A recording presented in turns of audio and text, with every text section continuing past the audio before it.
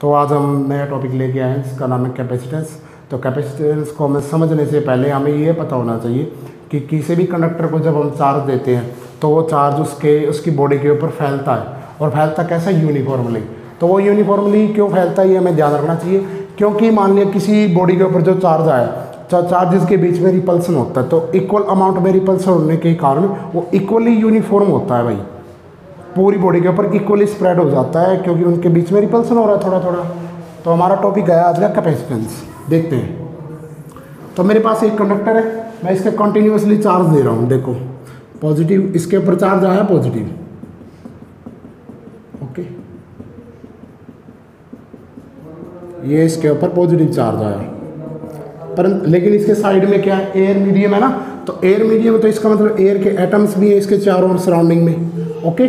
और हम जानते हैं कि एटम के बीच में क्या होता है, न्यूक्लियस, और साइड में क्या होता है, इलेक्ट्रॉन। एटम के बीच में न्यूक्लियस और साइड में इलेक्ट्रॉन, एटम के बीच में न्यूक्लियस, साइड में इलेक्ट्रॉन, ठीक है। जैसे जैसे मैं इसको चार्ज देता रहूँगा वैसे वैसे ये इलेक्ट्रॉन का चार्ज कितना है, नेगेटिव है, वैसे वैसे ये पॉजिटिव और ये नेगेटिव है। तो इनके बीच में फोर्स लगेगा या नहीं लगेगा, कंटिन्यूसली जैसे जैसे मैं इस स्फीयर को चार्ज देता रहूँगा वैसे वैसे ही इलेक्ट्रॉन और इस पॉजिटिव के बीच का चार्ज बढ़ता रहेगा, ठीक है। साथ में एक फोर्स और भी है, ये देखो इलेक्ट्रॉन और न्यूक्लियस के बीच में एक फोर्स होता है जिसको बोलते हैं फोर्स ऑफ अट्रैक्शन, इसको F मान लेते हैं हम, ओके। तो अब डिपेंड करता है, देखो कि मैंने इसको चार्ज दिया, देता गया देता गया देता गया, ये चार्ज को स्टोर करता रहा, पर एक टाइम ऐसा आया कि भाई मैं इसको चार्ज दे रहा हूँ पर ये स्टोर ही नहीं कर पा रहा। जितना चार्ज दिया वो सारा का सारा भाग पता नहीं कहाँ चला गया हमें। भाई मैंने इसको दिया, मान लिया जाए मैंने इसको 10,000 गुलाम दिया, तो इसके ऊपर 10,000 गुलाम आ गया, पर थोड़ी देर बाद मैंने इसको और चार्ज दिया, पर इसके ऊपर इतना ही चार्ज है, 10,000 गुलाम ही मेंटेन हो रहा है। मैं दे तो एक्स्ट्रा चार्ज और भी रहा हूँ पर इसके ऊपर मेंटेन 10,000 हो रहा है। तो ऐसा कैसे हो रहा है, देखते हैं। ये तो वही काम हुआ जैसे कि मान लिया जाए एक बाल्टी है, एक बाल्टी की कैपेसिटी है 10 लीटर की। अब यदि मैं इसके अंदर 10 लीटर पानी डालूंगा तो 10 लीटर आएगा।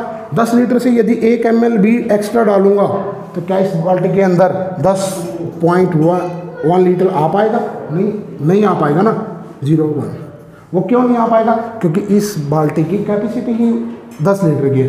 एक्स्ट्रा पानी डालूंगा तो बाहर निकल जाएगा, बाहर निकलने को क्या बोलते हैं, लीकेज बोलते हैं, ठीक है।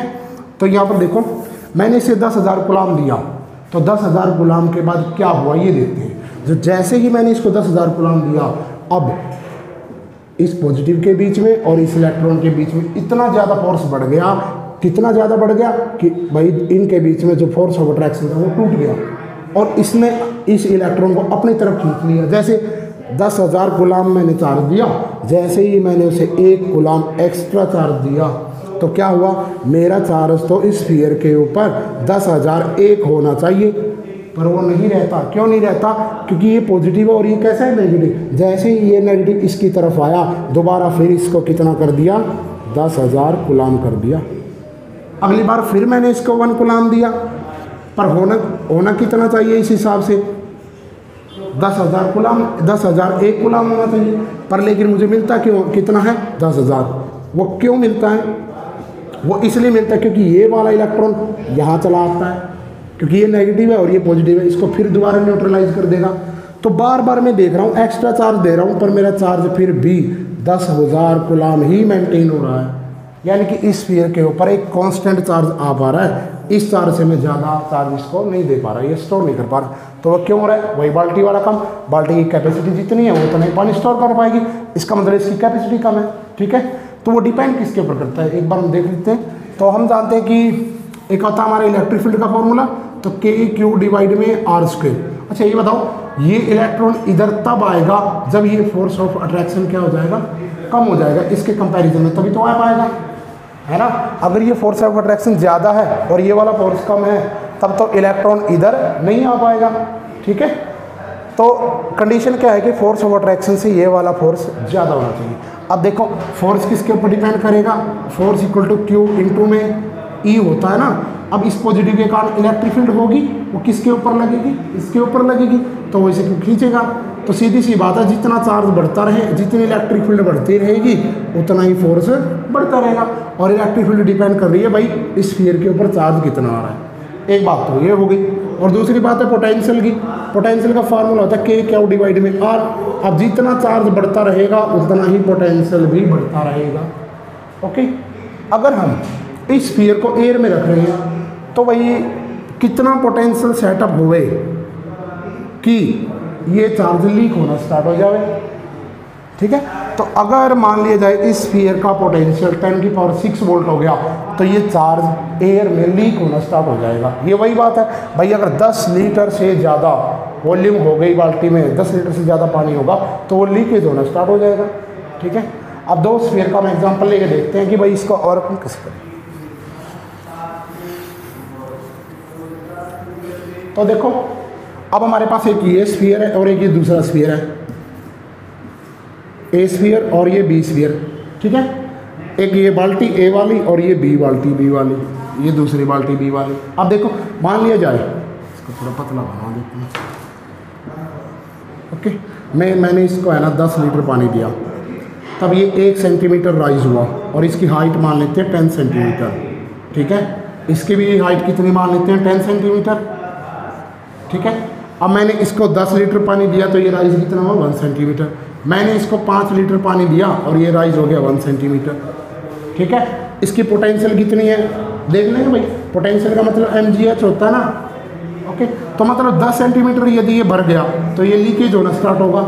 ये भी 10 सेंटीमीटर अगर भर गया तो लीकेज होना स्टार्ट हो जाएगा।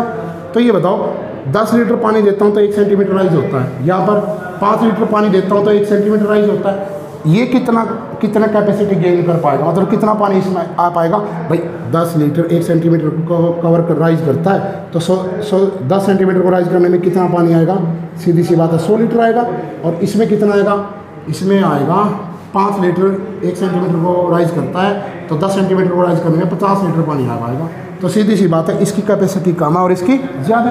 तो हम देखना ये चाह रहे हैं भाई 1 सेंटीमीटर राइज करने में कौन सबसे ज़्यादा कितना ज़्यादा पानी आता है, वो उसकी ज़्यादा कैपेसिटी वाला होगा। कैपेसिटी निर्भर करिए भाई 1 सेंटीमीटर राइज करने में कितना ज़्यादा पानी आता है, क्योंकि अगर मान लिया पूरा भर गया उसके बाद तो लीकेज करेगा वो। तो वैसे ही चार्ज का खेल है भाई। एक हमें पता है कि यदि पोटेंशियल 10⁶ हुआ तो चाहे आपके पास कितना भी चार्ज क्यों ना वो लीकेज होना स्टार्ट हो जाएगा। तो हमें क्या करना है, हमें वोल्टेज का हिसाब लगाना है। अब मान लिया मैं इसको देता हूँ 100 कूलाम चार्ज और ये राइज होता है 1 वोल्ट। मैं इसको देता हूँ 10 कूलाम चार्ज और राइज होता है 1 वोल्ट। अब देखो, अगला 100 दूंगा यानी कि 200 कूलाम चार्ज दूंगा तो ये 2 वोल्ट राइज हो जाएगा। अगर इसको 20 कूलाम चार्ज दूंगा तो ये 2 वोल्ट राइज हो जाएगा। तो जल्दी कौन राइज होगा, ये जब 10⁶ वोल्ट राइज होगा तो इसको मैं कितना दे पाऊँगा 10⁷ कूलाम दे पाऊँगा। ठीक है, और ये जब 10⁶ वोल्ट राइज होगा तब मैं इसको कितना दे पाऊँगा 10⁸ कूलाम। तो मैं इसमें इसके ऊपर ज़्यादा चार्ज स्टोर हो पाएगा। क्यों हो पाएगा, क्योंकि 1 वोल्ट राइज होने के लिए ये ज़्यादा चार्ज ले सकता है, इसकी कैपेसिटी ज़्यादा है भाई। 1 वोल्ट गेन होने में, राइज होने में ये 100 कूलाम चार्ज को गेन करता है, पर ये कितना करता है 10 कूलाम गेन करता है। तो सीधी सी बात है, एक फॉर्मूला है Q is proportional to V। Proportional को हटाएंगे तो क्या आएगा, कांस्टेंट आएगा ना CV, तो Q = CV। ये फॉर्मूला हो गया। और C की वैल्यू क्या बन गई, Q डिवाइड में V। यही तो बता रहा है ये कि भाई 1 वोल्ट राइज होने में कितना चार्ज स्टोर होता है, उसका क्या बोलेंगे, उसका कैपेसिटेंस बोलेंगे उस कंडक्टर का। ओके, तो 1 वोल्ट राइज होने में कितना चार्ज स्टोर होगा उसको हम उसकी क्या बोल सकते हैं, कैपेसिटी बोल सकते हैं, कैपेसिटेंस बोलते हैं। ओके, तो कैपेसिटी किसकी ज़्यादा, जो ज़्यादा चार्ज को स्टोर करे कम वोल्ट राइज में, या फिर 1 वोल्ट राइज होने में ज़्यादा चार्ज स्टोर करना है उसको कैपेसिटी बोलेंगे। तो कैपेसिटेंस की जो यूनिट होती है वो फैराड होती है। फैराड का मतलब 1 फैराड का मतलब क्या होगा, 1 फैराड का मतलब होगा 1 कूलाम चार्ज स्टोर होता है किसी कंडक्टर पर, तो उसकी कितनी पोटेंशियल राइज होती है 1 वोल्ट होती है। तो आप सभी को कैपेसिटेंस का ओरिजिन पता लगा होगा कि इसकी आवश्यकता क्यों पड़ी है। धन्यवाद।